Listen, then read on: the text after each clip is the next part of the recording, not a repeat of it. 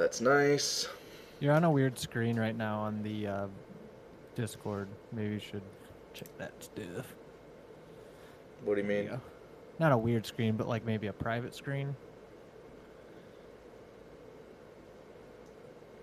What do you mean? You're on the YouTube. Okay.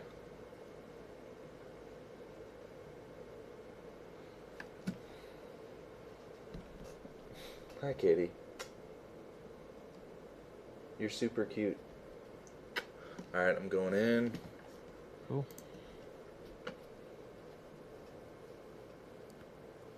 What session is this? 49. Oh my goodness. I know. Hey, welcome everybody. Something a little different today. We're doing Vibe Unit from home. Trying something a little new. Session 49, did you just say? Yeah, 49. Oh my goodness. It's crazy. That is crazy. We, it's funny because I was just talking to somebody about it yesterday who was over, and it's just like I'm constantly blown away that I guess that we stuck with it a year. Yeah, Because it's pretty in remarkable. a lot of changes happened. I've learned a lot, and it's kind of given us the ability to try stuff that we probably wouldn't have previously. Like I was just thinking about the fact that like we don't really mind pulling everything out and putting it back, because we can pretty much get it to do all the same things again.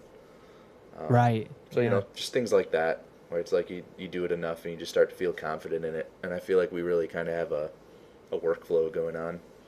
Yeah, definitely. And then I mean, like, oh, sorry, I go could, ahead.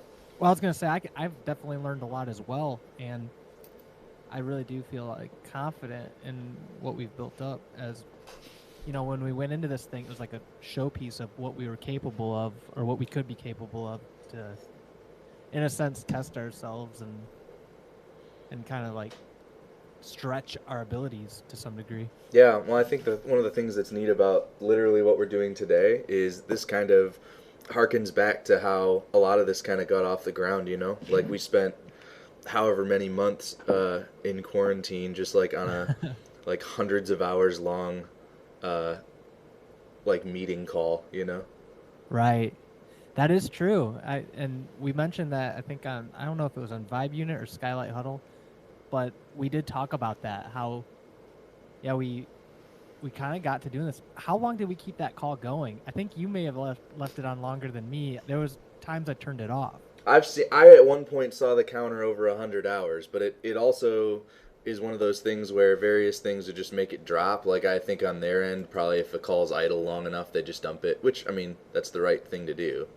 That's insane, though. But Like, to think that we were streaming constantly for all that time, which is, I don't know, it's such a weird thing. I've been looking back at all these old, kind of going through the decades. I found a YouTube channel I've been watching, and you just see how limited technology was to some degree. I mean, in I terms couldn't, of like what decades of like, just watching. I was watching through the '80s.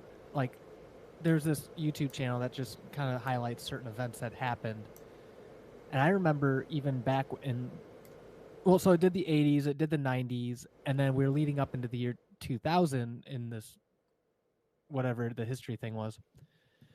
And then I remembered that back in like 2001 or 2, like, we'd watch the news and you'd see, things going on overseas, and you'd be talking to a news reporter over there, and there'd be like a few, like a minute, not even a minute, it'd be like a 5-second delay because they're doing everything via satellite. So, like, you'd have the news reporter say something, or the interviewer, and then the guy over and uh across the sea, he would be like, sitting there like listening for a second, and then he'd do this nod, he'd be doing this, there'd be a pause in audio for a second, and then he'd respond, and the same thing as it went back, it was this few second delay. And then I think of like how that was pretty amazing then, because you could talk to someone from the other side of the world. But then fast forward to now in 2021, and we kept a conference going in real time where we could almost jam with each other and play music with each other over the internet without much delay to interfere. I mean, there's certainly a little bit, but it wasn't anything remarkable. And it was only like, if anything, it was a nuisance, right? I mean, that was like Yeah, it was almost anytime. annoying being closer because there's that part of you that's just like, "Ah, if it was just a little lower, maybe I could do something like real time with it, you know? So you're like almost back to like complaining that it sucks. When like you said, it's like I remember, I guess it would have Yeah, been like early 2000s, like when yeah, United States invaded Iraq. You know, I remember dudes like standing on hotel rooftops and stuff, you know, like you're saying with like satellite links and doing that whole pause for 3 seconds because you know it's like second and a half delay minimum anyway. You know, it's just crazy. and now I feel almost spoiled. And I know for all the negative things COVID has brought into the realm of our existence. One of the good things I appreciate is how far like this kind of technology came throughout all that because it was necessary. People working from home, needing to do conferences and all that, and then that's kind of where we got. I mean, it was serendipitous. Not really. I don't know what word you'd use to describe it, but it was just so cool that right when we were trying to get into this kind of stuff, a lot of that advancement was made in a way where it's like, okay, we can kind of ride that wave. Yeah, I mean, really. I mean, I guess that's what happens when you just sit at home for like a week and a half, doing almost nothing. Like after you've like exhausted all the things you want to do, and you're like, I don't really know what to do next. And you're like, well, I have all this stuff sitting around. Like, you know, why not? Yeah. So yeah, I'm really glad to have been able to go through all that and experience that. And now we got Skylight Huddle and Vibe Unit running, and like each of us have acquired enough gear to basically do our own independent streams, and then also do this, and Yeah, do like in a weird way. I mean, it's just crazy to me to think of how far we've come, um, and then this morning before we streamed, I was messing around with because I've been getting really into granular synthesis. okay. Have you looked into that? I not in real depth. I only know about it like in terms of like how it's different from other techniques, but like I couldn't tell you like here's a proof of concept implementation. I've never tried to do it before. But Um. I've used synths that have some of those elements before. Like I forget which one it is, but there's one in FL Studio that is a granular synth, Oh, really? and that's probably the only one I've ever used, like myself. So Does the Alchemy idea, have any granular stuff in it? that's what I've been using. Okay, then I guess you could say maybe I've used it in there, but I don't know. I So don't know enough about the plugin to say. I hadn't really. Okay, so I like you with the way you just described what you understand about it. That's probably where I was, like 8 hours ago, because I just read a bunch of stuff about it and watched a few YouTube videos. And to like simplify the concept, you can take a chunk of audio and split up the audio. Like let's say, how like when we were doing beat slicing. Mm-hmm. So the way this guy described it, which I thought was the most concise way, you take a bit of audio Yep. and you split it up, and every point you split it at becomes, they call that a grain. Yep. And then you take those grains and you can rearrange them and play them back in different orders, or you can loop little sections of the grain.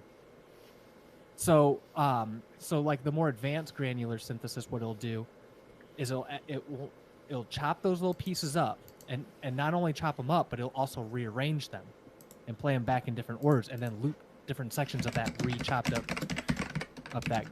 chopped up grain section. And I've been getting into that, and yeah, Alchemy does have a version. I don't know if it has the version of it or if it's as in depth where it can chop up and rearrange, but it can definitely do the chopping and play back little sections called just a little grain. So I just looked up the one from FL Studio. They call it it's called the Fruity Granulizer. Yeah. Yeah, you basically just load a wave sample into it, and then you can do whatever you want to do with it. I don't know how controllable this is, I guess. I don't know that I've used it much, but So originally when granular synthesis was being used, the reason why they started using it or trying to come up with this was they realized when you're trying to loop little sections of audio, there's some inherent problems when you're doing it from tape, and that is pitch changes, or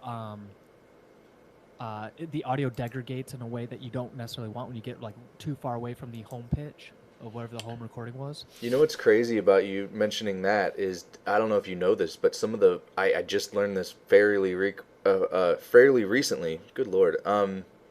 Basically, like, they had what you're talking about way earlier than you think they did. Like, we're talking like the 40s.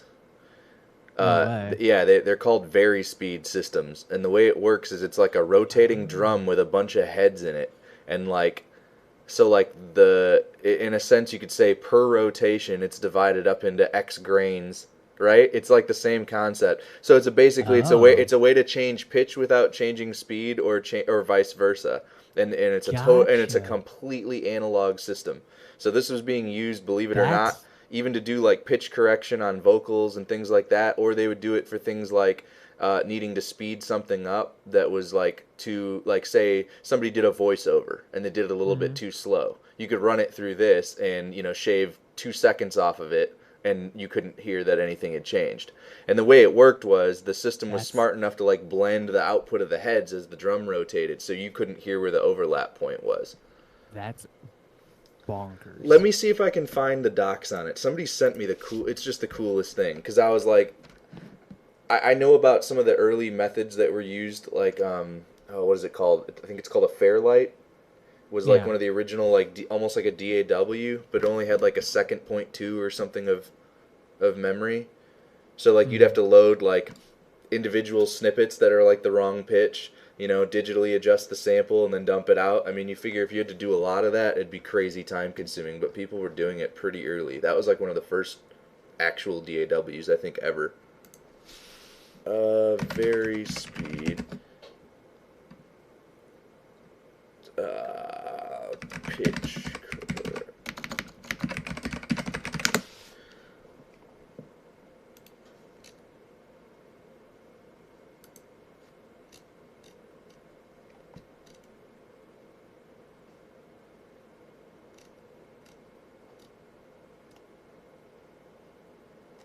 Alright, come on. Isotope site's being really slow. They have like a history of it on here, though.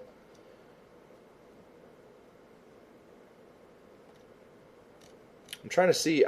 Somebody had sent me, yeah, the Fairlight Cmi. So it was like the first like sampler based Whoa. like pitch correction.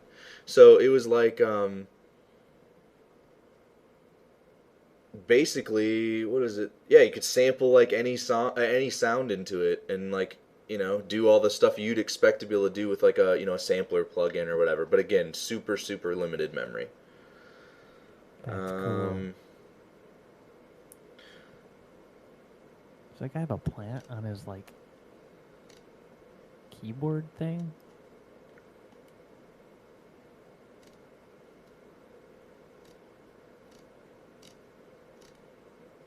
Yeah, they don't really mention the what I was looking for. It's like we're talking. This is old tech. Like I said, I feel like it's early.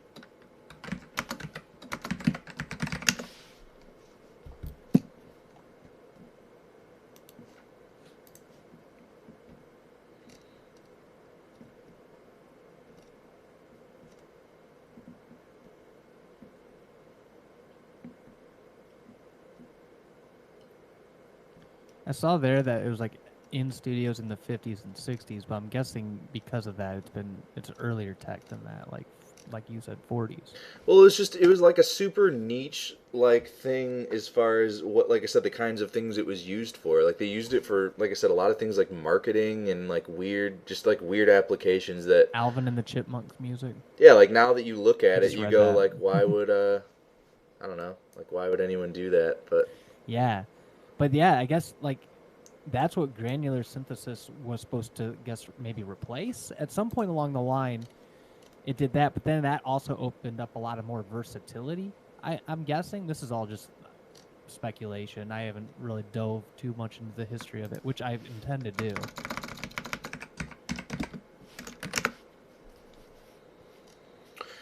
I'm just so like wanting to find this because it's just the most interesting thing.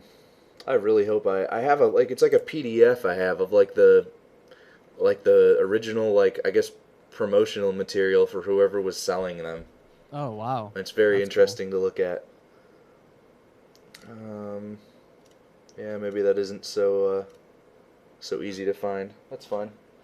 Um, But I've been just geeking out about it and just like the application of it because you can create these really just okay. So for instance, if you use vocals, that's where it gets really interesting because you can find little snippets of audio in the vocals to make these really just ethereal sounding loops. Because you know my love for looping stuff. Granular synthesis, in a sense, is like looping on a microscopic level. So it becomes this really just like cool way to just repurpose audio that you might not otherwise think has a use. right. Because you can take some like real just grainy, nasty sounding audio and smear that over time and make it sound really cool. Interesting. Yeah, I is are you just like dropping samples into Alchemy or what are you how are you doing it physically? Yeah, I'm using Alchemy. The Polygon tracker also has a feature for it, but it's very limited on there. Like basically on there, it's like, oh, we might as well include this, but very limited features. Fair enough. The Alchemy synth, however, is a very, very how I would say it's a lot more in depth because you can tie any parameter to LFOs and anything. You know how you can route anything to anything in that.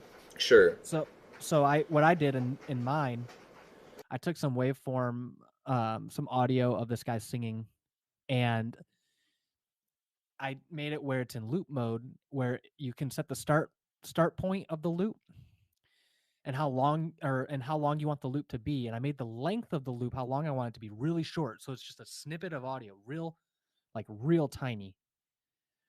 And I'd have it the start point tied to an LFO, and it sweeps and changes where the start point is. And then the length point is just ever so slightly changing. And what ends up happening is it creates this like atmospheric vocal like effect. And then you can run that. You can actually do this thing called taps where it'll play the audio wherever you decided to play it, but then it'll play depending on how many taps you have, it'll play those taps certain set of milliseconds apart to thicken it up and to smear that as well. So you end up with this like really just bizarre sounding vocal loop that sounds like otherworldly if you would, but you can then take that and feed that into some reverb or something and build these soundscapes out of it, which I'm just it's just making me just excited to delve into that a little more.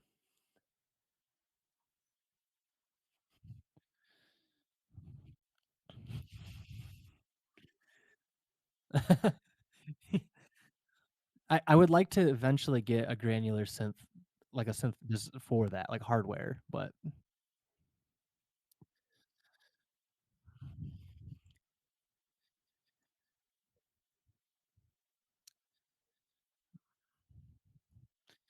yeah, here, let's see. I'll look up some stuff about it.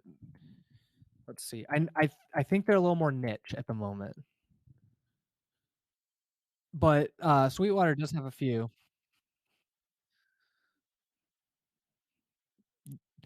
Yeah, that there was one that also came out recently. I'm trying to see if I can see the name. Let's see. They tend to be more software based synths usually because of what they are. They're they're not it's not really common you'll find actual hardware for them until recently like with the Voldorf. And some of the UIs on the ones I'm looking at right here kind of strange. Um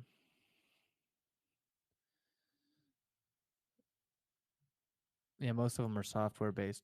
I have one in my mind that I've seen before.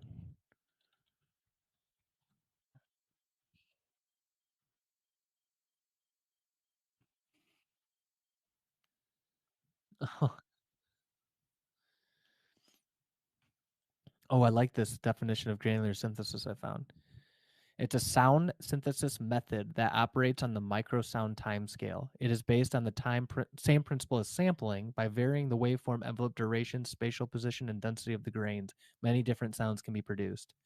It just combines like all the predecessors of the synth. Like, you can do a little FM synthesis ideas with it because you can get really into this weird frequency crossing and just make like metallic tones, or you can make very pleasing ensemble synth sounds by like adding a bunch of different pieces of that waveform back into itself and play like several sections of the audio at once. I don't know. It's just, I don't know, it blows my mind. I'm really excited just thinking about it because it's like a whole new world. Um, I think a lot of the granular stuff that I'm seeing out there happens to be Eurorack stuff. Um, there's the Korg SQ64 that might have it in there. It's a poly sequencer, but it's probably, I think it has, let's see if it has granular synthesis. Usually, wow, I've never seen this before. I like how, yeah, it looks clean.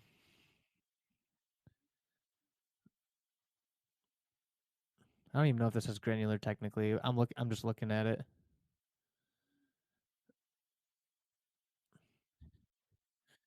Yeah. Look how many outs it has on the back. That's probably because I think that it has to be. Maybe it has some other things in it too. Let's see. Yeah, read about it.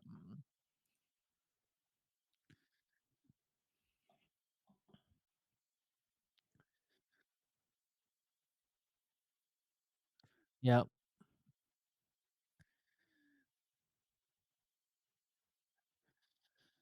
I haven't either. I think it's pretty new. Uh-uh. Still looking around. Oh, here we go. What's this? This is called, well, it loads up. This is what I've seen. This is like in the modular Eurorex system stuff. This is one that looks really cool. It's called the Bit. Yeah, I'll just send it to you. I'm on Sweetwater's website. Let's see. Yeah, look up the Bitbox.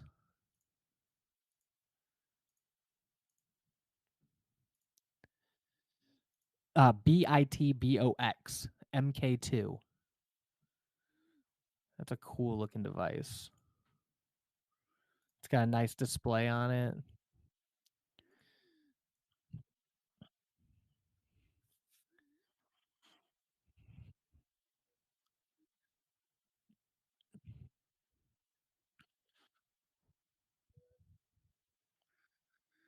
They're not as common. Not very common at all. I think the only other one I may have seen was the I think there's like a delay, a tap delay, or not a tap delay, but like a delay designer kind of unit where you can like set the taps where you want it to. I mean, you and I. Oh, it looks awesome. You and I both are gonna eventually get into this stuff. So look at that. It's got a micro SD slot in the front. I bet that's for. Yeah, that's awesome. That's really 6 feet. Pretty expensive for a little guy, but I'm sure that's what they mean when Eurorack stuff really adds up. Little things like that.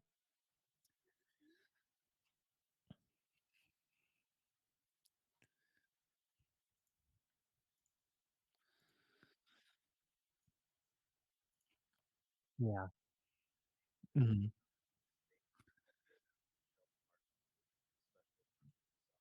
Yeah,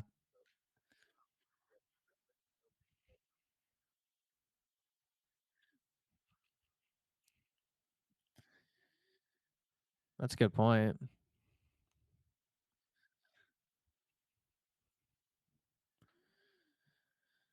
Oh,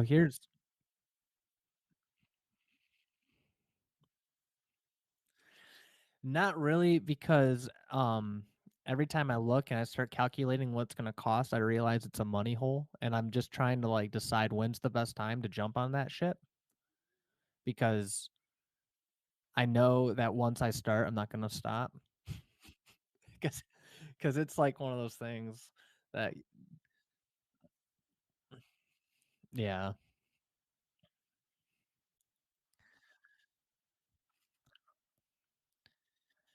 exactly.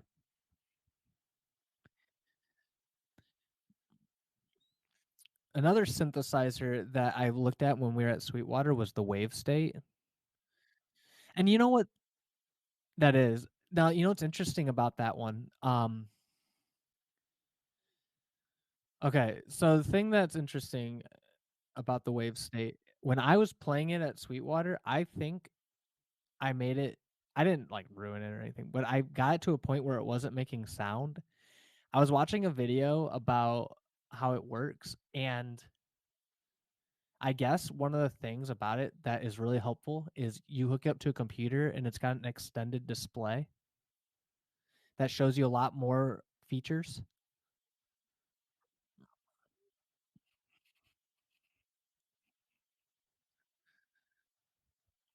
Yeah, Oh, I just realized I've been muted for like a really long time. really? Into the stream? I think so. I don't know. That was really weird. I could hear you the whole time. I don't know if that Yeah, I don't know. I'm really sorry, you guys. This is a first for us, so was it just me talking? for a little while. Oh, that's weird. Sorry. That wasn't the Well, intention. for those of you just catching on to John's audio, we're talking about well, I think we're on wavetable since now. Well, Kemper extended display. Yeah, Kemper. So we were talking about Kempers. So yeah, Mike was just obviously Mike's your audio was in here. So, but the point is, we were talking about the software unlocking additional functionality or display viewer whatever. That's and I'm just saying that's kind of the same thing like with like the Helix. Like Evan's got one of those. Zach's got a Kemper. Same thing. Like I mean, it's not that you can't dig into what you're looking for somewhere in the menu. Like if say you were at a show and you're like, shit, like I really need this thing to be different. Like it's gonna take you a couple minutes, but you can dig into where you need to make the adjustment. It's just not really Yeah. something you can do quickly. I feel like with the software, it's one of those like, it's seconds in between what you want to change and getting into it and changing the value. It's just a much quicker way to work if you're, I like to I see guess, it all tone laid out. chasing or whatever. Because yeah, all the pieces of the chain are just sitting in front of you. It's not like hidden behind like layers. It's hard for some people to think that way. Like signal chain's kind of easy for me because it's just comes in here, goes out there. What's in between? But that's kind of hard sometimes without visualizing it to remember. All right, what all am I going through? What's affecting what? All that. Yeah, so the extended display thing. So it's being implemented into more things then.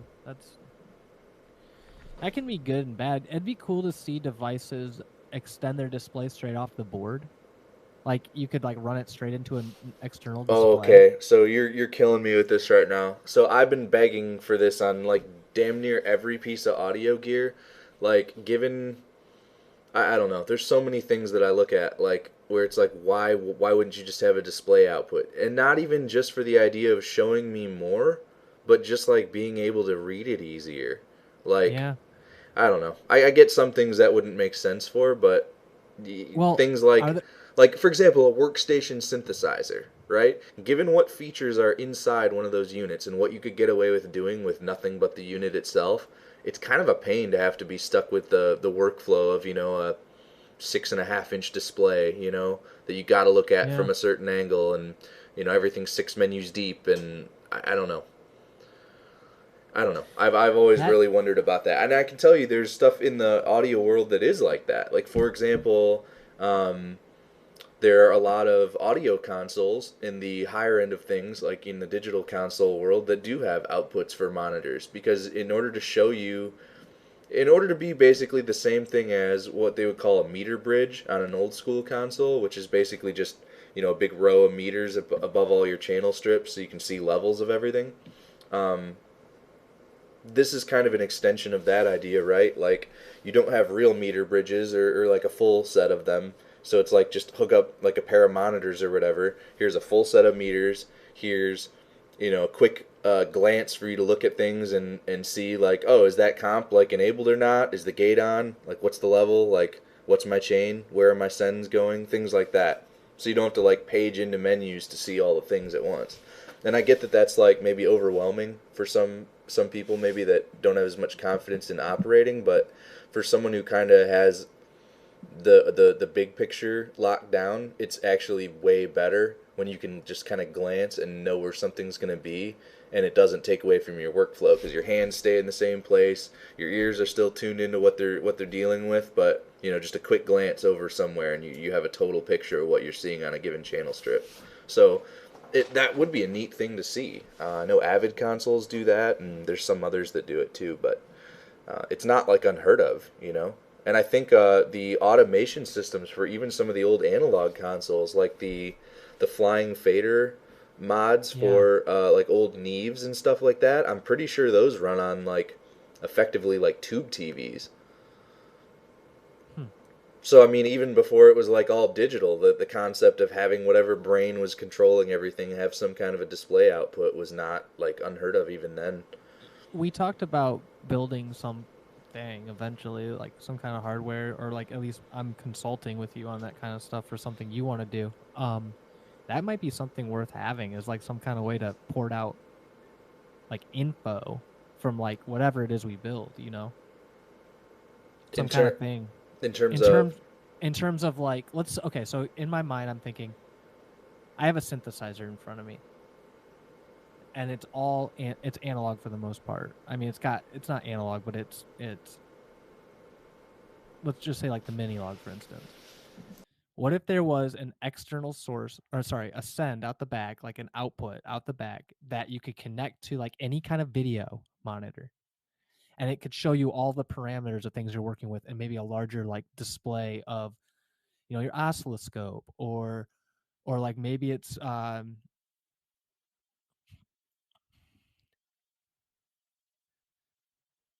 mhm.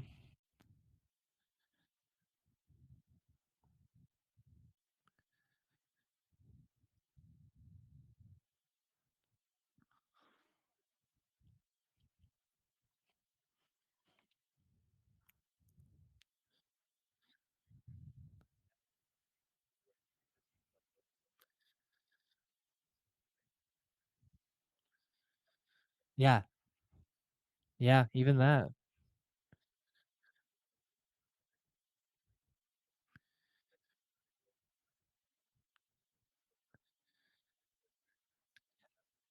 I would like that stuff for, especially for synths, or like let's say for like guitar pedals, for instance. Some of my guitar pedals have like sub menus where like you can turn a knob and then you can hold a button down and turn that same knob and it will latch to a new setting for yep. that. It would be nice if I could plug something into, like for instance, my Keeley Echoes. Like, what there's an output on that I could output to display, not for like any other reason, but just to check where things are without having to like Don't some of the guess. don't some of the pedals do that? Like some of the ones that have USB, like a lot of them have apps where if you plug them Yeah, in, you can yeah, like do the all sorts of stuff flashback like and that. Like I can do it with the Hall of Fame that I got yep. from you. It lets me do all TC that. Electronics does a good job with that kind of stuff. I think Would Walrus does that too. Not on every pedal, but some stuff they do. would it be crazy to like? Would it even be something worth having? Is this just completely imaginary? Where what if you could have something that was small enough where you could just plug it in for a momentary, just for a moment. It doesn't necessarily need to be powered by anything but the pedal itself, or maybe it has batteries, like a charge. But you plug it in and it just shows you what the things you need to know. Maybe it's a little touchscreen tablet or something, or like something simple like that, where it's just like I can see what it is for a Some moment, some of them like a do that diagnostic. with like apps. Like a lot of stuff does that. That's why I was telling you the I actually really like there's a lot of stuff that's digital, and like I think we all think of stuff from like the early 2000s, like the early line 6 equipment, like the old spider amps and things like that that had early DSP settings in them. Everybody remembers the insane mode, right? um, but yeah, my point is that those sorts of things, they existed early on and they were great then even, but they didn't really have like you couldn't see any of what was going on at all. Yeah. And I feel like nowadays, like it's just it's kind of a tragedy that it's not easier, given that Yeah. everything's just running on some chip anyway, you know. Right. But I was gonna say there's been some standout stuff built since, things that are either like amps with built-in DSP or modeling, or some of these honestly like straight up budget pedals like that Sonic Cake IR loader that we use at Vibe Unit. Um, like it's just insane. It's like how do I have enough hardware here to load an IR and affect the audio with no latency, and I paid $35 for this. That's crazy. But some of them do it really, really, really well, and they give you a lot more than maybe they should for what you pay for it. Like I think it's the Fender, is it the Mustang amps that have the built-in modeling? They're crazy good, but my They point do, is yeah. the display that's on them is pretty small, like 2-inch display maybe, because it really just shows you like what the thing you're looking at right now is. So if you had quote a signal chain, you'd have to like scroll through to see all the stuff you've got in it and whatever. But the point is, it also has I think either Bluetooth or Wi-Fi, so you can have like an app on your phone or your tablet and be able to see, like you're saying, like more of a full representation of the flow, and be able to change stuff, save stuff, whatever you want to do. And I think Yeah. that's super powerful. Like I don't mind if the device doesn't have really much on board, like just enough for me to know like what setting am I on right now, and again, maybe give me some ability to edit stuff. Um, but you got to give me something else on the side if it's going to be limited in that way. So I just found something that we need. John. Sorry. What's that? I found something that What'd we you need. find? I'm gonna send you it. I sent it to you on Messenger. Okay. No thanks. It doesn't work that well. I would never use wireless for anything like that. We kind of technically do it over the network anyway. That's totally different. Oh. This is just one more thing in that 2.4G spectrum, just like taking interference from everything else. It's I kind of don't cool, know. the concept, though. Now, Plug that bad boy into a keytar and you're all set. right? That'd be sweet. We've been getting some good results over the network, doing like network MIDI, though. I feel like that's probably the better way to do I've it. recently found out about some really good software for doing things like converting between like MIDI timecode and SMPTE and different stuff like that. Like the kind of thing you'd run on one machine that would just kind of like be your clock, and has like distribution options and conversion, and I don't know, looks really interesting. So I've just started looking at that, because a core piece of what I want to do in my studio is to integrate AVB, and eventually that will probably encompass what Vibe Unit does as well. Not to say we're ditching what we're doing with analog, but in terms of moving things around in the digital space, and I just feel like once you've done your conversion once, it's nice to not have to convert again anywhere. So it's really attractive to me to have effectively every source and destination just be a network thing. Part of that's because of my background in IT and specifically networking engineering, but really that's just because it's a point of comfort. Like I'm very confident that the thing that it relies on to work, to me, that isn't like a magical black box or anything. Like I know how to build reliable networks. So it doesn't scare me as much, and I've seen it work really well. And then once that becomes super popular, then you're in a position where, and I get that there's multiple competing standards in the audio over IP space right now, but the point is, you hope that at some point something wins, some standard wins, and then vendors just start putting it on all their stuff. So we're at a point already where like your basic two competitors, I would say, and there's really more than this, but in terms of audio over IP, there's two competing AES 67 based solutions. One is Dante, which is similar to like NDI tools. It's all owned by some company and it's closed source. And then there's AVB, which is like a more open version, and that's what like I think PreSonus uses AVB. Motu uses AVB. I don't remember honestly what all the vendors are, but my point is, if you're a vendor and you want to put AVB on your product, it doesn't cost you anything other than your development time. You don't have to pay like a royalty fee or anything like that. If you build something with Dante in it, you got to buy the chips from them. You got to be like an approved, like solution provider that builds things for Dante. It's just like a little bit more locked down and closed. So I have this certain like desire for AVB to win because of that.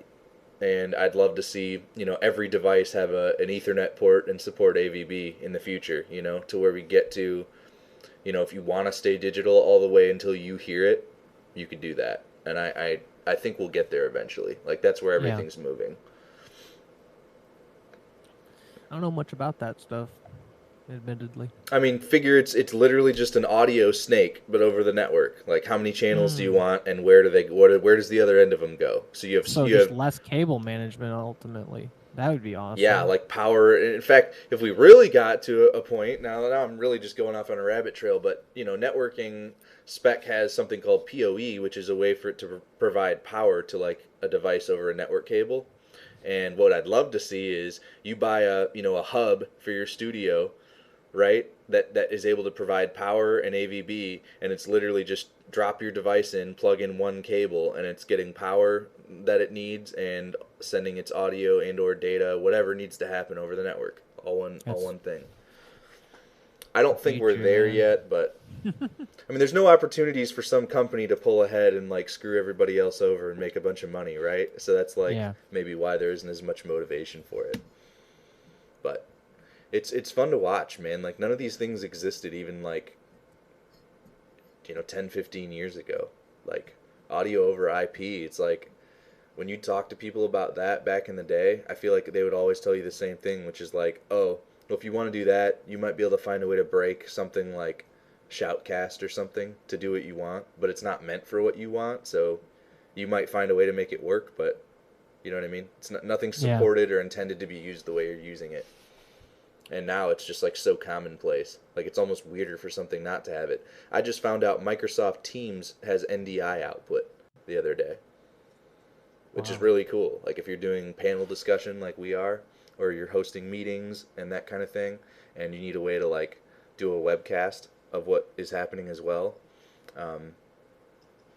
it's just like built right in, and it's like there's a time where something like that, someone would probably say, why would that be in here? Like, that's not something most people would ever need. It's like, well, for the few that do need it, it's worth it. And so they actually throw it in the product. That's so consumer driven. That's cool. So my point is, like, things like NDI aren't as like niche as they were even 2 years ago. And you alluded to that early on in this broadcast. Like, when we kind of started doing this, man, like, the 6 months or whatever that we were messing around with various audio and video routing options and getting stuff over the network and over the internet, it's just like, even then, stuff that's come out since has made it so much easier. Like, I keep finding more and more tools that didn't exist 2 years ago that I'm sure someone during all this was like, man, I really wish I had a thing that did this or that. And because they had time or whatever, they just went ahead and built it. So that's good to see. Hypothetically, like, would it be possible through the internet, like through all, like, could we set up in a way where like I could play a MIDI controller here and control a synth at your house? Yes, but I think the problem with it is you wouldn't be able to hear yourself, like the result of what you're doing in real time. So if you take into account the round trip time, I think the best we could probably do is maybe mid 30 milliseconds latency if we had all the right networking pieces in place. Which, dude, that's like you were talking about earlier, that's stupid low. Like, when I first started recording at all, I remember I didn't have, you've talked about this before too, similar kind of story with your original gettings into music and recording, but I just had like sound cards, and the common one I would use was Creative Labs, which no longer exists, I don't think, but they used to make something called the Sound Blaster Live. I remember and it that. was It was originally the first card that could do separate outputs for like surround sound, but it had really good converters in it, and no balanced audio, obviously, all unbalanced going in, but it sounded honestly great for what it was. Yeah. And there was I forget the name of the guy, but he wrote a driver package for it that wasn't the creative driver. It was a third party thing called KX Audio, and you could install that, and it would like unlock all these features of the DSP in there that normally would be hidden away from you or not exposed in some way. So things like using ASIO and getting latency that was super low. Like at the time, I remember being like blown away when I got the latency down to like 10 milliseconds. It's like 10 milliseconds. Like how could it be any faster than this? Because it's like without ASIO, probably the best you could do was like 100. Yeah. So you're not gonna play like a soft synthesizer or something at 100 millisecond latency. No way. You're not going to record a vocal through that. You're not going to play an instrument through that. So my point is 10 was like I remember 10 was just fast enough where I could play like drum beats on like MIDI drums and have it kind of feel as I'm playing it like the sounds were happening basically when I pressed the key. So, and I've heard people say that like the 8 to 10 millisecond range is right in that threshold for like it really feeling like it's not with you anymore. Yeah. Vocals are more sensitive to it because of phasing issues. But there's also ways to do it where like you operate on like a shared loop kind of system. I saw these guys, I believe the channel was called Stoorlab. They were a bunch of, I believe, Dutch guys that were doing like EDM looping with like analog synths, and they were doing some sort of shared MIDI thing where like basically they were locked to the same time code, but they were a certain number of like measures off, and it was like artificially delaying everybody to be the same delay. So like you're playing your loop or whatever along with whatever the last loop was, and then once everybody's made a new loop, it'll play all those together. You get what I'm saying? So you're like collaboratively layering in a way. But I don't know exactly how they did it. Yeah, I was gonna say, like that's hard to imagine.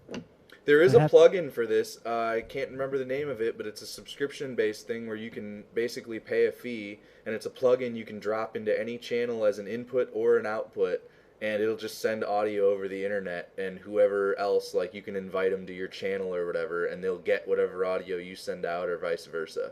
So there's stuff like that I know that exists too. That's like a VST of some kind? Yeah, it's like just like an AU like or VST plugin. You can use it in any DAW. That's cool. I mean, I'm sure like I said, the latency is going to be as bad as whatever the best you can do with your internet is, and whatever other factors apply. But I mean, the concept's cool. The concept's really cool. If it wasn't so much a month, I would already have tried it just to see. It's so it just has me so curious. Wow. That's you got a mug over there with you today? Oh no. Oh no. It's okay.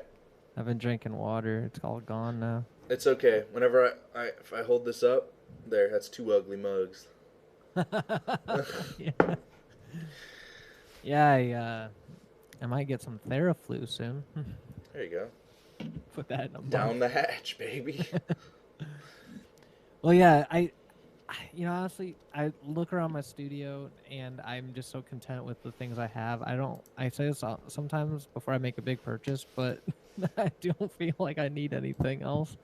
I'm still exploring a lot of the concepts of granular synthesis, and I think I'm going to continue to do that.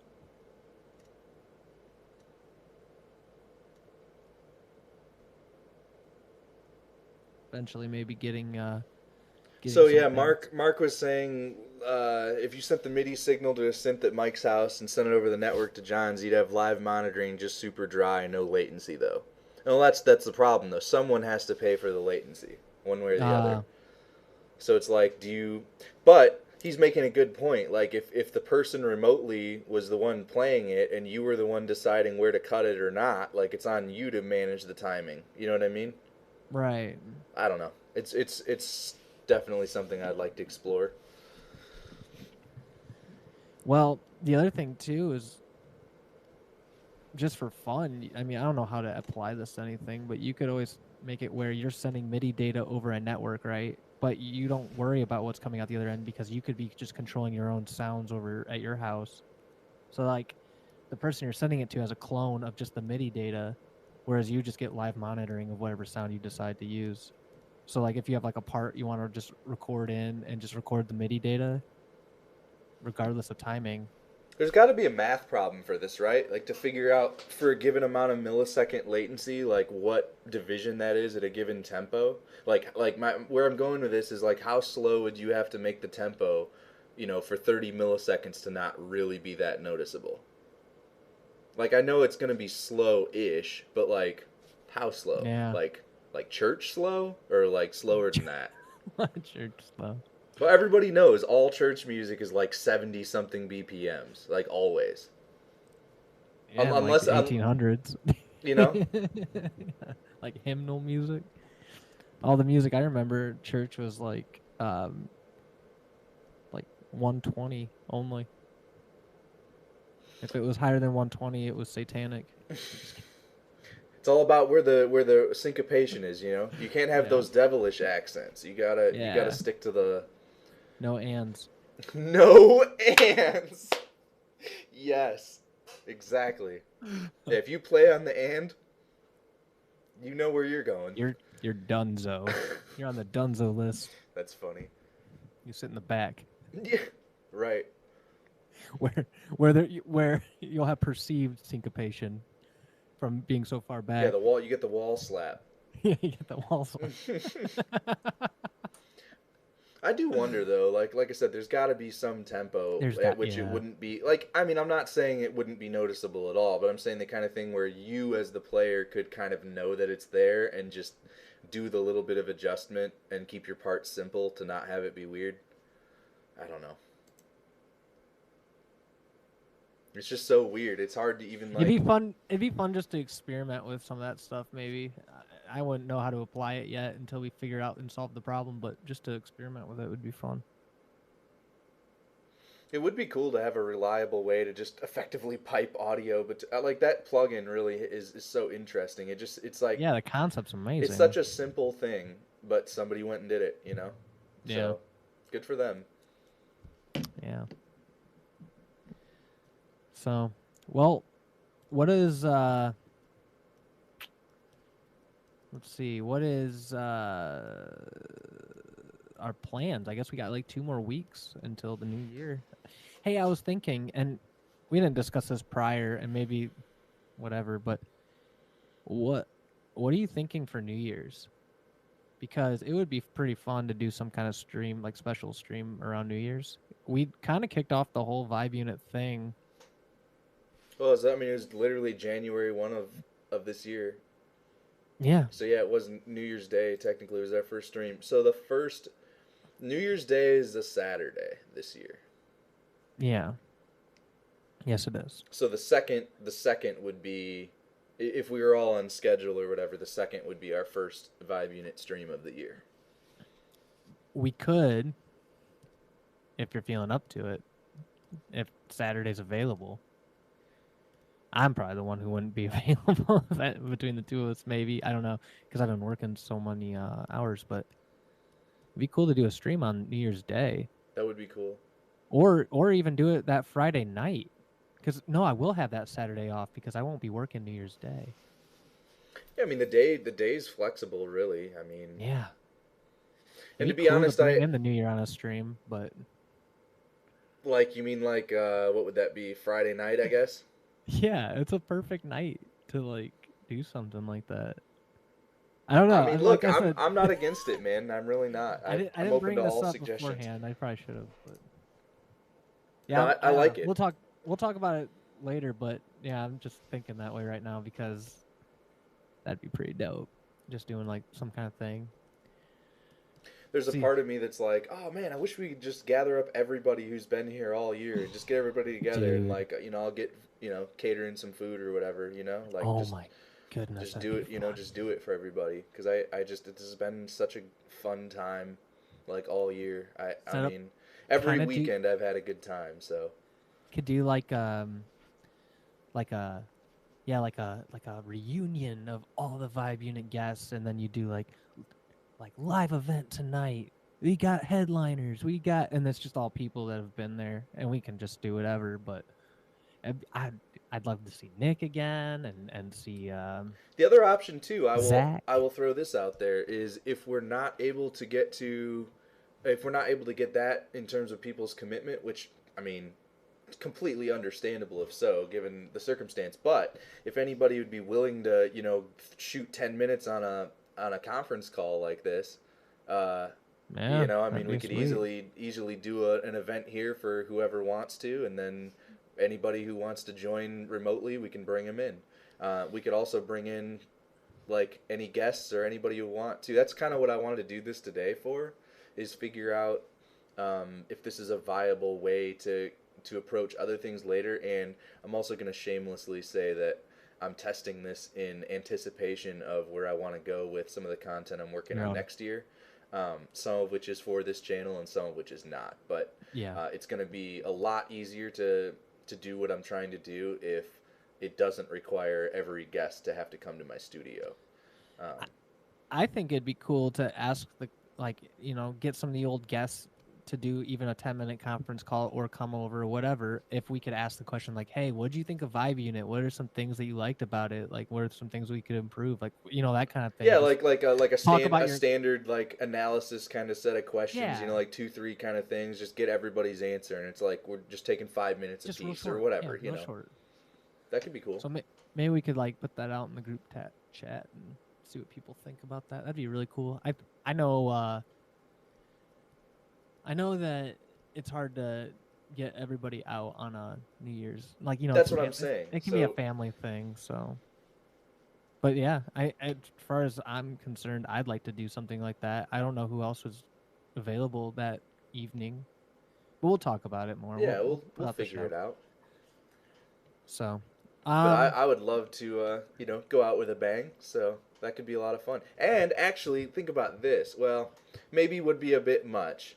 But if we did that and then also did the Sunday, we could technically hit our 50-second session before the year actually ends. that's We, a good we, we point. could we could make up for our lost session with one big end of the year bash. Yeah, that'd be awesome. Are you See. do you slow down like by the end of December, or do you guys kind of still busy like through January? I'd say the week after Christmas will be pretty busy and then it'll start to slow down. Gotcha. Is typically how it goes. This year's different than any other year though because we changed a lot of things in the scheduling and I don't remember another year where we've come in so early to meet the demand. So I'd be curious as to whether or not it's going to be like other years, but in the years past, it has been 1 week after Christmas. It's crazy again because we call it gift card week. Yeah. And then after that, it's usually all right. So, So, real quick, while I'm thinking about it, I'm hmm going to do this real quick and invite everybody to head over to vibeunit.com if you're looking for how to connect with us. We are real simple web presence here, but as you can see, we've got our links are here for you if you're looking for our YouTube channel or hooking up with our Instagram, Facebook, Twitch. Um, Also, if you're looking to, support us in some way, those links are there too. Or, uh, if you got some sort of crack business idea that you want to throw at us and see what we think, uh, we're open to ideas. The idea here is to kind of create a rising tide that lifts all boats, for lack of a better expression. So, um, the YouTube channel, I was looking at analytics and it's interesting because probably about half the traffic that comes through is related to basically YouTube's algorithm telling folks to go check us out. So that's been cool too. But if that's you are cool. not already subscribed to the YouTube channel, that would be awesome if you could go do that. Be a great place to Because I start. Yeah. think eventually that's kind of going to become the hub of where the content actually ends up. Um, as time goes on, it just seems to be the easiest platform to kind of handle everything in. And I know that we have I feel like 70 or 80 followers on Facebook. So, if everybody who followed us there followed us on YouTube, that'd be a That would huge be boost. helpful. So, if you haven't done that already and you've got a YouTube account, head over there and get her done for us. Are you planning on anything interesting coming up for you? Like, do you have any changes planned or anything going on? Nothing too crazy. I've just used the last 30 sessions of Skylight Huddle to just basically hone in what I'm trying to do, and I like the configuration we've had in here the last couple times. I don't plan on changing it because I think it gives you and I both space comfortably to do our own thing. Sure. I do want to eventually, and this is probably a conversation to have with you off stream, but just to highlight, I want to eventually figure out how to get another camera running in here that isn't NDI based, just or at least get the network set up right where the NDI doesn't fail. And I got to get that computer, my main video computer, figured out too with some OS stuff. But other than that, no, I mean, I think things are starting to settle, and I like that part of like the process, right? Where I get to a point where I've shifted things around enough where it's starting to fit into where it needs to be in terms of all the gears in the right place. I got that big mix board in the right place. I got everything communicating properly. I will say this though. Um, I want to get. I've been saying this for a while, and I have just full disclosure about myself. Mentally, I have a real hard time with performing. I do eventually want to get more comfortable with doing streams on my own. I guess this has been like an ongoing problem for me since the beginning. I've been forcing myself out into uncomfortable like internet ecosystem, but just a little bit of growth for me is going to be to start doing some streams, and I would like to do that in the Twitch realm to start and see where it goes. But so yeah, I'll do more streams on Twitch eventually, and along with that, maybe get some more cameras in here, and then also I'd like to eventually start maybe doing some more edited content. Yeah, like I know you and I both wanted to do that. That's kind of where I'm headed basically with what I'm trying to get started next year is basically like use that to explore what do I want to do if I was to present whatever it is I'm trying to do, but as like you said, something that's edited, curated, a little bit more scripted. Something where there's consistency all the time, which I struggle with. I think just because my attention is all over the place all the time, and so it's easy to forget what worked or. So unless I really take note of it and make a workflow out of it, it doesn't usually really stick. And so I know I need that kind of structure in order to really make that kind of thing work. So it's basically like you said, it's going to be and in fact, the reason I haven't gone so hard on saying much about it is because of the fact that I'm really trying to nail the output, you could say. I don't really want to, I don't want to promote until like I'm happy with what I'm putting up. So my point is, if it takes me 2 months to finish this first episode and be sure that it looks and feels the way I want, that's what it's going to take to know that I've got that like replicatable process that I can just repeat as needed and create something that's consistent and kind of comes out the same. So yeah. Well, in terms of scripted content, I have so many ideas for that kind of thing, but just what I'd like to do, and this is something I can do entirely on my own with my own ideas, and then kind of give them to you on a platter, basically for you to digest. I need to outline just basic video idea concepts that I have and send them over to you. I think in like a document, because then you can I think that's a good way for me to explain my vision of some things. Like we were talking about doing the reverb thing, where we'd record reverb in a space.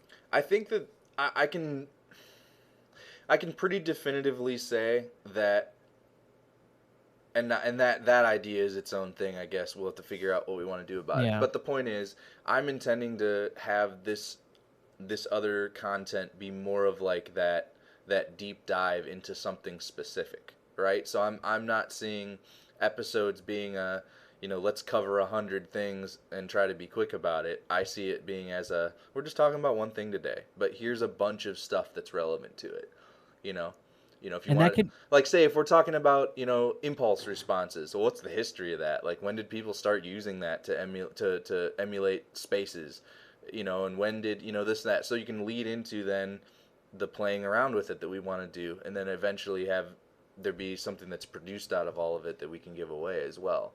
So that that'd sort be of model, I yeah. think, is correct. I just got to solidify it a And little bit. so your idea is to take a concept. Let's just use an example like we were talking about granular synthesis earlier. It would be like, let's do all this research on granular synthesis and then compose a video that's 10 minutes long or something like that, or longer, however long it needs to be, whatever. And then just kind of give like the history of it leading up to where it is now, and then produce something using that concept. Is that the entire idea? Yep. That's a really cool idea. Yep, and then give that thing, whatever was produced, give it away royalty free at the end. I like it. That's Now, the way I'm planning on doing it. And then like in terms of content that I want to make that could couple along with that, whether that be on my own channel or like something we add on to whatever you're doing, I'm fine with either. I want to do more like, we have a goal in mind. Let's set out to complete that goal. And by the end of the video, show the results. So like you say at the beginning of the video, we're trying to do X, Y, and Z. I'm even fine with, like I said, the idea of like, we go in and it's like, we each shoot a, couple second panel where it's like, what do you know, whatever this concept is. It's like, what do you know about granular? And you'd be like, I know these things. And then it's like, here's the journey of getting to a point where I can do something with it. That's you know what I mean? Like, I think because to show people, like, everybody comes to different, like, this, it's weird. The cool thing about music is, in a certain way, when it comes to music, everybody comes to exactly the same conclusions, but by totally different means. Because like, if it wasn't that way, you wouldn't be able to like play music with people. Like, there's like a spiritual component of it that everyone arrives to the same thing, or like, I don't know how to explain it. The same metaphysical thing that drives it is the same, I think, for everybody. They just perceive it differently and interact with it differently. That's really cool. So it's like, something that maybe makes sense to me a certain way, maybe doesn't make sense to you that way, but it's interesting, really interesting to me to see how different people approach the same thing, but in totally different ways. You and I find ourselves in that situation all the time with the way our brains are wired. You come across things as a very analytical, logical way, and I approach things in more of like I'd say like more like nuanced and ambiguous way. It's more like a taste on my tongue kind of thing, where it's like I'm just exploring around it, and then like I would prefer to take the plane flyover at 50,000 feet and just have a look first, and then start down from there with knowing what maybe the big pieces are. And you're like, what's at arm's length right now that I can turn or touch? That's a really good way to put it. Literally, I'm ready to get. I'm a top-down guy. You're a bottom-up guy. Like, this is what I have now, but like, what can be built on it? And I'm like, okay, what all is involved in building up to here, and how do I reverse engineer it from the top? It's just a totally different approach. That's so funny. But yeah, and then we end up finding ourselves coming at it, and then we meet in the middle on a lot of those ideas, which I love. I think. And to be fair, like, I think that'll make for good content too. So yeah. Well, here's something you said that kind of got me thinking. It would be cool is if we do a teleconference call like this, and you say, hey, like off the top of your head, what do you know about this stuff? Without researching anything right now, what do you know? And we have this little discussion, right? It's like, well, I heard it's like this and this. And then we could, at the end of the video, like you could go on your own exploration of that concept, and then you could come back and be like, oh, well, here's what I found out about it. And like, we can go turns out I was wrong about X, Y, and Z, but it's beautiful and because that made me do this thing, and then I made this mistake, and now all of a sudden I know about this, and it's just how it always goes. Because that's a good way to kind of unify both of our ideas. Like, okay, I'm setting out to understand this concept. Again, let's use granular synthesis. Mike, what do you know, or John, what do you know about granular synthesis? And you say, well, I know this and that. And then that becomes like, okay, now it's my task to go out and explore and do all this stuff and be like, okay, here's what I found out. And it's kind of a thing where it's like, okay, so the goal of this video is to discover this concept. Along with, we're going to focus in, like your half of it is like, we're going to focus in on that concept and just do a deep dive into what it is. That's almost like a third like type of video that is like a unification of both of our ideas, which I think is cool. I don't know. I'm just gonna be straight up honest about it. I mean, a lot of the cues for this, in terms of like the concise presentation style and wanting to kind of like, in a weird way, have like a chronology to it. Like you just know how the thing flows. You know, I've watched a lot of people's channels, and honestly, I'm just gonna say shout outs to Nick Liu and Addison and Josh and all everybody, Katie, everybody at JHS, like killing it with that stream, right? Because they're thorough in that way. Like they do good research beforehand, and and usually, unless it's just like the weekly whatever, like just the JHS show where they're doing whatever. I'm not saying that isn't well put together too, but when Josh is doing a video where he's like, you know, let's talk about all the different overdrives. It's like, okay, we're only talking about overdrive topology. So I'm going to talk to you about like where did overdrive come from? Like what were the early ones? How did they lead into people cloning them, modifying them, whatever? And then that brings us to now. And here's what it sounds like. You know what I mean? Yeah. And even having examples to show of like maybe things along the way. But the point is, because of that, the box was defined from the start. This is overdrive we're talking about. It's harder to get into the weeds because you're sticking just to that thing. I like it. And that's and those I've enjoyed the most because of that, like staying on topic. It's like, you know, in a 12 or 15-minute video, I went from knowing, yeah, these things exist and I'm sure they're different in some way, to going, I know why they're different, and I know why I'd probably grab one for one thing or the other, or how it'll interact with other things. And that's beautiful. Like that's what I'm looking for as somebody who is just trying to learn as much as I can. yeah. And their focus is very, you know, pedal oriented, which makes sense. They're a pedal company. Why? Of course it would be. But my point is, I don't have a product to sell or to show off, or a market, like a specific thing like pedals or whatever, where it's kind of a segue into just creating buzz around generally the market and the business that I'm in. I just kind of want to dig into things that are interesting that either, like you said, I don't know much about, where it's like, all right, now's the time. Like, let's just dig into it together. I'm just as dumb as you. Let's figure it out. Yeah. And just go about it that way. That's I like that. I like the whole concept of getting together and having a pre-discussion before any research, and then just like saving that video and then using that later on in the final product. I like it, dude. I'm into it. I mean, whatever you need, just I'm your guy. Let me know. I'm so down for it. It'll be a fun year, man. There's just so Yeah. much. I just feel like it's like anything else. Like I've watched various things come and go, and how like what you call like critical traction happens, and it's like, I think a lot of people, and I've done this with many things over the years, you just quit kind of early because you're like, I don't think this is going anywhere, and you don't Right. see maybe whatever you had in mind that you're like, well, that's how I'll know it's working when I see that, and then you have to readjust that stuff. I don't know. It just feels really good being a year in and kind of like knowing where to head is really good, because that none of that existed like in the early days. I'm just gonna dip over to this other screen real quick.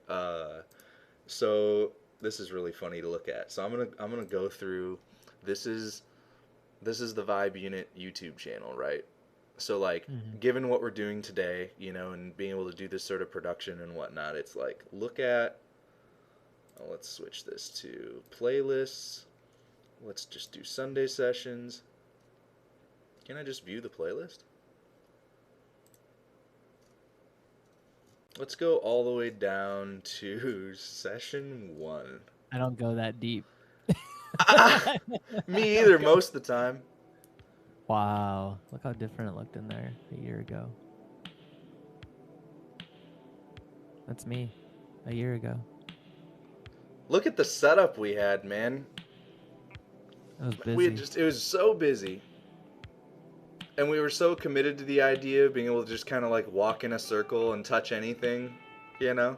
Like yep. Again, it was like what we were talking about, where there was definitely an idea, like we want to do this thing. That's Katie. Yeah. And then by the time you go to execute it, you realize it doesn't look as good as I thought on camera, or it just doesn't work as well, or whatever. And a lot of those adjustments have been made. My favorite part of watching this stuff is, like you said, just the busyness of it. It's like, this feels almost more like Skylight, you know, where it's like, what am I even watching? Like, what are these people doing? Yeah, there's no center point and nothing. There's nothing. It's just on. You're just there and getting to watch it. Do we have the Alesis then? What is that keyboard sitting up on the desk there? That's the Alesis. I had it on the first session. Mm-hmm. Really? Mm-hmm. That's crazy. I didn't know that. I didn't know we got it so soon. No, I guess I did. because we had played around with stuff for a while, and we had kind of decided on that iMac being like an instrument rig when we had no keyboards or anything, and you were like, I'm just gonna buy a cheap controller, Yeah. because it's the quickest, cheapest way for us to get more instruments. That's funny. Man, just the audio, like with no limiter, like everything's just like pushed all the way up to 0, like nobody at the board. It's just so funny, man. It's actually really funny to me watching this because it almost has like a weirdly like vintage kind of vibe to it. Like I feel like I'm watching something that's way older than a year, and it's probably because this basement is just like straight out of the Oh, man. 1970s, you know? And it's and also like looking at it now and looking at it then, it does feel like a lot more time has passed. I guess part of that is because it's like you get like the weekly snapshot if you go through these, right? So in reality, it's like it's way bigger jumps in time than you'd think. Where's the one where we decided to paint everything? Oh yeah, that's a good episode. It's got to be this one. I think it was, Studio studio Remodel. remodeling. Okay, so this Part one's 1. funny, right? Because, It's 8 hours long. well, because we did a regular stream, and then after that decided to do it, and we were like, screw it, let's just leave the camera on. So basically, at some point, I want to dump this video out and do a time lapse, like way speed up the hours we were doing the painting, so you could like see it go from this to like what it is now in a very short time. Like we're talking 30 seconds or less. Yeah. Because like you said, it's a long thing. So yeah, this is where we were just like deciding we wanted to strike and do all that. So I'm just gonna do this. We'll set the playback speed to be, how fast can we do? 2x? Yeah, decent. So yeah, we just start moving everything around.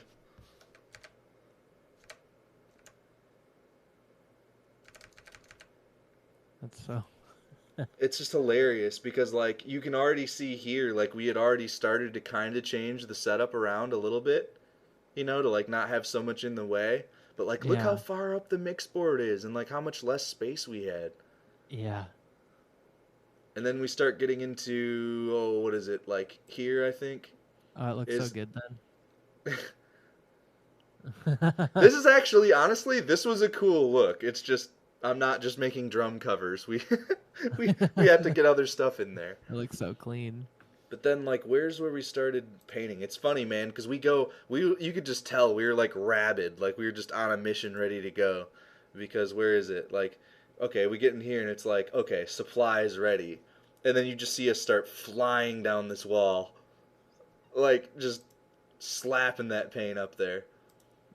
I took my Teddy Fresh off because I That's didn't want good. to paint on. That's good. You would have been mad if it got full of paint. Definitely.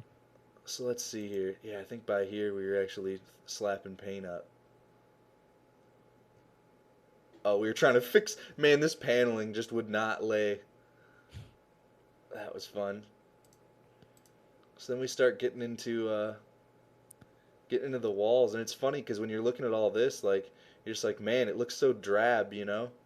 Yeah. Like, honestly, everything just looks dirty and annoying, and then you start getting into this area, and by here, I think Ashley had already cut in, like, the whole wall down there, and it started, like, rolling up to about here, where I'm at. I'm glad we documented this. This is so cool. I know. It's amazing. This is the kind of stuff I mean when I say I just want to document moments in time. Like, that's kind of what Skylight Huddle was to begin with. Like this is weird, right? Because, like, Yeah. it's like I almost, in my mind, I almost can't even picture the paneling anymore. Yeah. And that's good that we have it documented for that reason. You can see progress and all that. It's just something really cool. So we didn't think when we were painting we were going to go back and even look at this stuff. Oh, man, do you remember when we realized we were going to have to paint all those louvered doors? Yeah. It's like, oh, no. But then, like, by the time we get to the end of it, we're just doing, like, touch-up work, really, I think. Yeah. Yeah, Look like good there. everything's looking good. Like we got the door area and all that's good. Like the back Yeah. wall's starting to look pretty good. And then by the time we got to the end of it, let's see, how are we looking? At some point yeah, so that's like the first look I think ever at like what we're kind of had in mind for what the view would be before we started really backing things up and trying to make the space a little bit bigger. Playing with the color of the LED strips, that was sweet.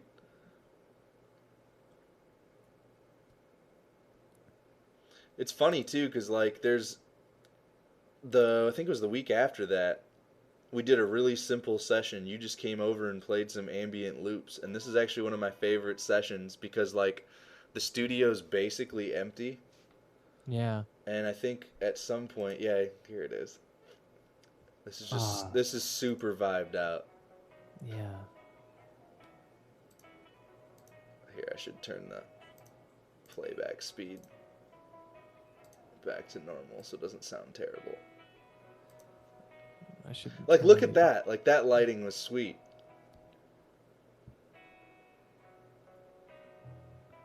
See if I can unmute you.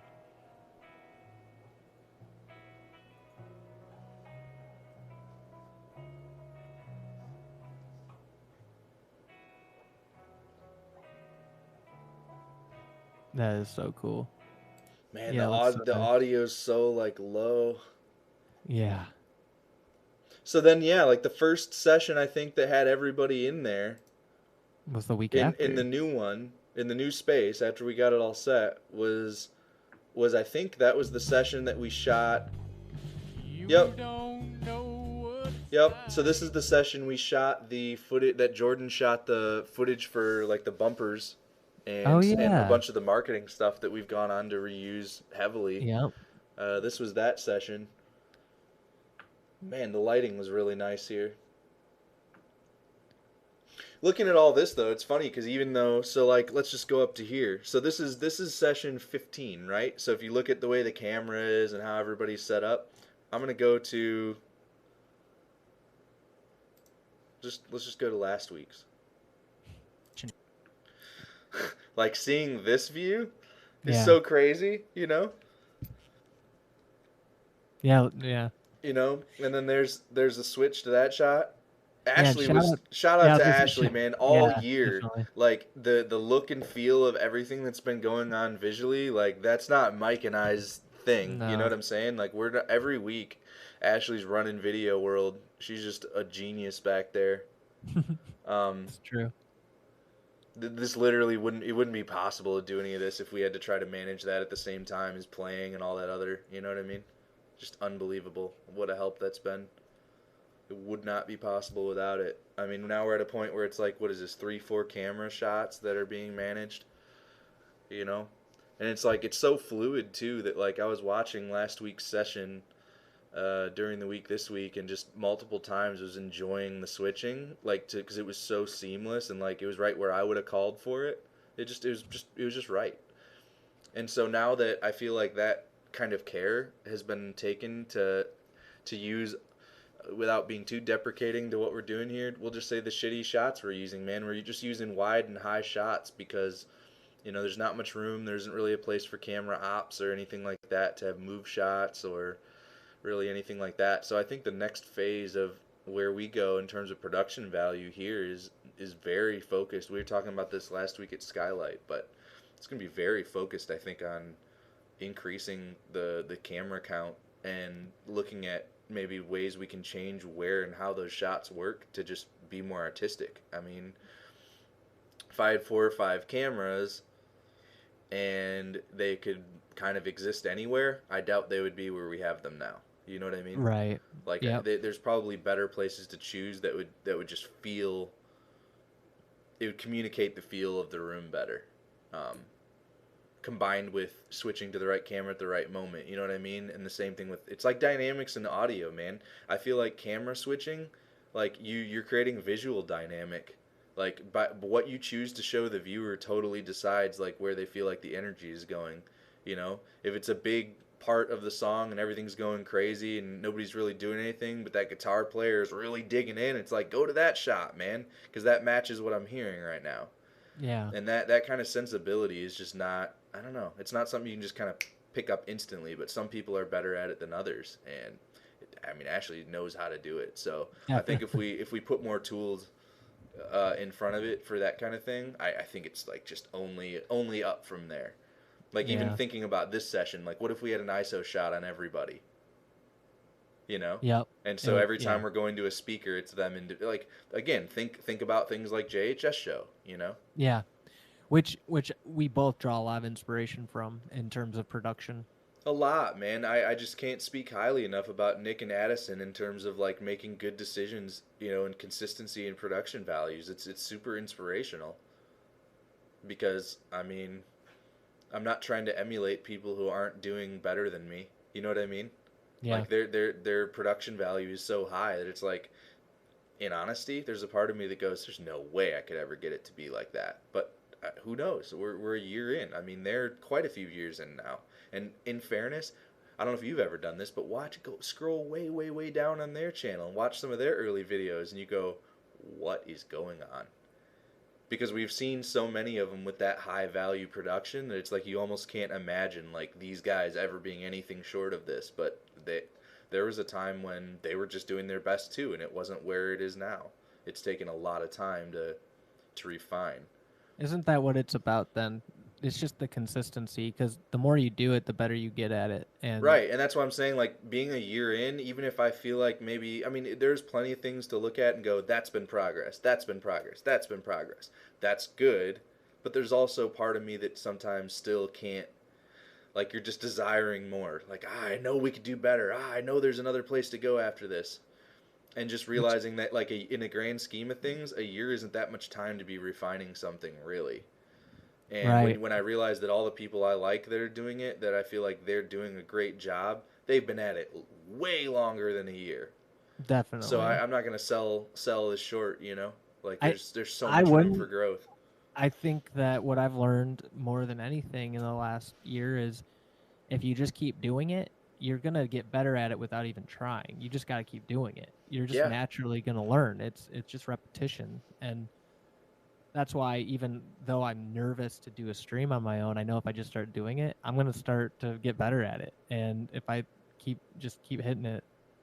So, yeah, I mean, and the vibe unit thing, just I'm glad we got to go through this like recap of everything and celebrate where we've made it to at this point. And I think at nearly a year mark, this is a great opportunity to just kind of reflect and just, you know, take the time to appreciate the progress and also to find hope in what could lie ahead.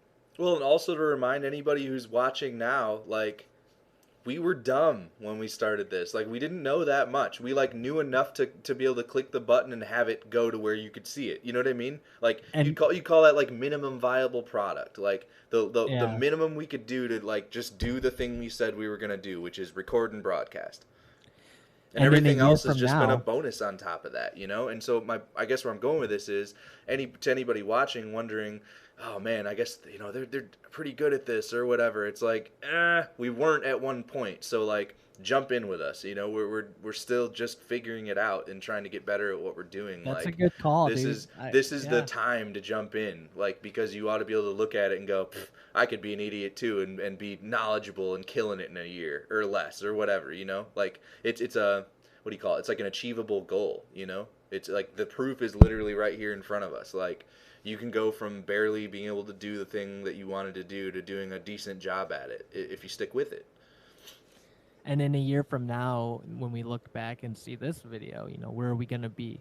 It's like we seem dumb from a year ago, but my hope is that next year we seem dumb right now, you know? And we will be. It's a guaranteed, you know, because we're not going to stop progressing and trying to, you know, improve what we're doing. And understand too, it's not like everything that's happened here has been like, you know, the direct result of some big plan. I mean, some of it has been just as simple as, you know, you talk to people who you've had a good time with or been involved, and they say, I don't know about this, or I don't know about that. Maybe this isn't working. Maybe that isn't working. And so you use Yeah. that kind of feedback to retool too. So I only see more folks being involved just being a catalyst for more of that. Like, just tighten Yeah. up. Like, where can we tighten? Like, okay, I didn't feel that. Well, why not? Like, what can we, what are the tweakable parameters that maybe could affect that? None of this is really set in That stone to a point where, it's not, it can't be informed by input. And so, if you're yeah. just a viewer even and you don't personally have the time or ability to be involved or don't want to in that way, that's fine too. But just telling us what you enjoy and what you want to see more of, is very, very helpful, because obviously from our perspective, it's very different. It's almost hard to accurately even see where you're at or what you're doing without that kind of input. So please That's feel free true. to be, open and honest with us, what we can, Yeah, it doesn't really bother us really too much to get criticism. no, Like not at all. I mean, and also the other side of it is, when you're trying to get good at something and trying to get better at something, you have, like we already mentioned, you have to do it. And unless you do it, you won't know. Like, you just don't know where you're headed. So, like, sometimes you just got to have a blindfold on and walk, and just see where you end up, because, it's the action of doing it that gets you to where you're trying to get to, like, guess, and trying to disjointedly say that. But, like, I mean, I run we into didn't, that a lot with, like I said, the 50,000 foot view first approach, is because it's like, well, because you started with just the concepts and the high level, it's like until you try the implementation and you get, like we're talking about, where you kind of usually start from, where you're like sitting in it. It's like yeah, until you get there, you don't really know whether your theory was any good or not. Sometimes you get lucky and you were right, the way you kind of analyzed what it was. Sometimes you're totally wrong, and the only thing that could have shown you were wrong was trying it and realizing that isn't going to work. yeah, I fog of war, dude. Like, I don't know anything but what's around me. I'm like the first 30 seconds of an Age of Empires game, I'm just like, Just okay, blissfully unaware. yeah, I know I gotta get those trees, and I know I gotta get that gold, There's and no I one gotta. else in the world but me. It's so nice. Those are a few precious seconds I relish in that, the the beginning. But then you start to add on all the concepts and stuff, and eventually I get to that larger view of things, which I love that crossover with your and my prosy. So yeah, if anybody has any ideas, like I said, what maybe you'd like to see, or even I kid you not, even something as simple as, what if the camera was there, or I mean, this is literally a sandbox. Yeah, And like I said, I intend for this to remain a little bit sandboxy, even at a point where we feel like the production value is medium high or high. Like, it should still be a place that it's safe to tweak things and not be stepping on anyone's toes. Like, this is the place to try it, because then you know what works in other contexts. When you go to do that scripted thing, or you go to shoot that video or do that thing, it's like, well, I've tried this before and it comes out looking and feeling like this. Like, what if we do that? So there's so much room for flexibility and change, and I just, that's what I think I want to try to do the most this year, is just be open to changing things. If every stream looked different, I wouldn't be disappointed, nah, it might be interesting that way. because I think the place I'm going to try to focus on, knowing what you're getting into is not going to be here. Like, this is almost like the mystery, right? Like, tune in and see what it is. Yeah, yeah, you don't know what to expect. The only thing you can really count on is gonna stream. It's gonna stream on a Sunday, 5 Right. unit. It's gonna stream Sunday. So yeah. All right. Well, I'm about to have to go to the bathroom here soon. I got pee. Cool. Well, that can probably do it for us, I guess. We're about an hour and a half in. Um, I don't know if you want to plug anything. Maybe just the usual stuff, right? We're doing Skylight Yeah, Tuesday, and yeah. Skylight on Tuesday. Try to start around 2 o'clock. Um, I do really think one thing I like about Skylight Huddle, and I mentioned this last Tuesday, but I like when we debrief what we do on Sunday. I mean, today's kind of a debrief in itself, but if that's what Skylight Huddle is just like you and I, like, debriefing our experience from Sunday, and then maybe talking a little bit about just, whatever comes up. I'm totally cool with that. so for those of you who aren't familiar or haven't actually found it yet, you can search Skylight Huddle on YouTube. This is the channel you're looking for. And sometimes there What might do be an you? updated thumbnail. 28 28. sessions. 28 says 26. I'm working on changing that at the moment. I have to talk to my art director, or whatever you call it, my graphic designer. Gotcha. Well, But my point is you're 28 sessions in. That's what I'm getting at. that's right. Yeah, we stream right here in the room I'm in right So now. I'm gonna just do this real quick, just to give everybody a quick kind of preview of what that looks like. So Skylight is typically something we do that's a little bit more experimental. Mike's been doing all sorts of stuff over there. It's taken, kind of like we've done with this, it's taken some months to work out exactly the flow for all of it, but it's feeling good. As a guest, I can say it is absolutely a joy to just dip over there and start messing around. So this is the kind of setup, right? We're just doing this peer over the shoulder kind of thing and see what we're up to. And you can see that Mike's got all sorts of stuff laid out here, man. We got various synthesizers, we got drum machines, various audio related stuff, guitar chains, bass, whatever. So we just kind of make loops and play around, talk about stuff.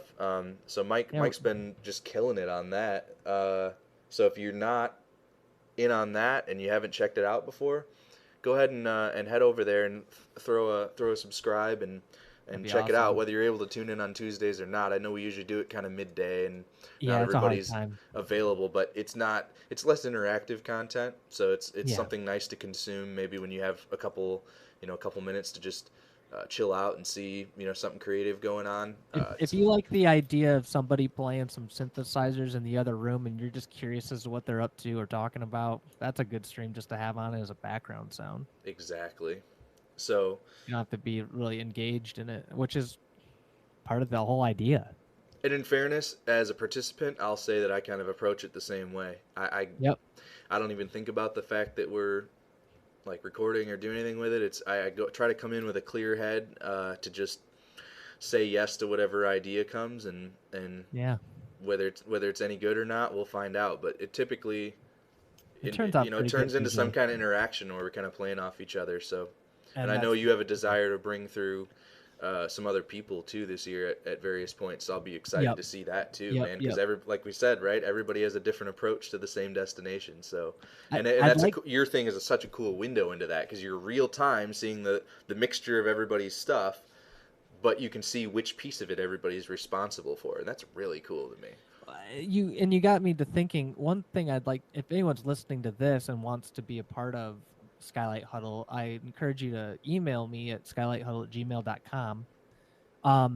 One thing I'm looking for is someone who understands some kind of gear or like maybe a piece of equipment that wouldn't mind coming in and just like having a conversation about it. I kind of see it as being like, oh, you understand this guitar pedal or this guitar thing.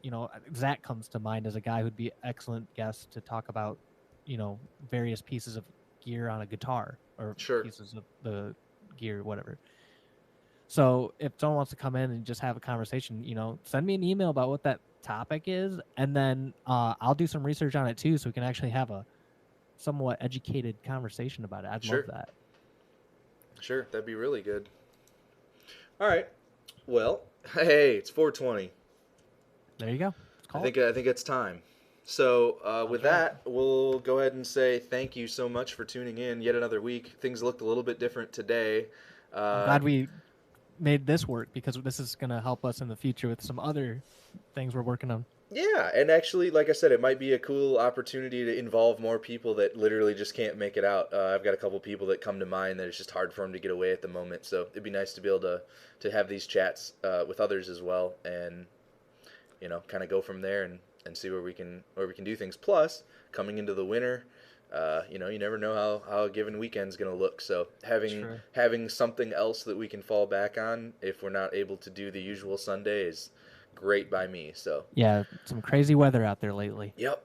So yeah, if you're not already a subscriber on YouTube, go ahead and take a look at Vibe Unit.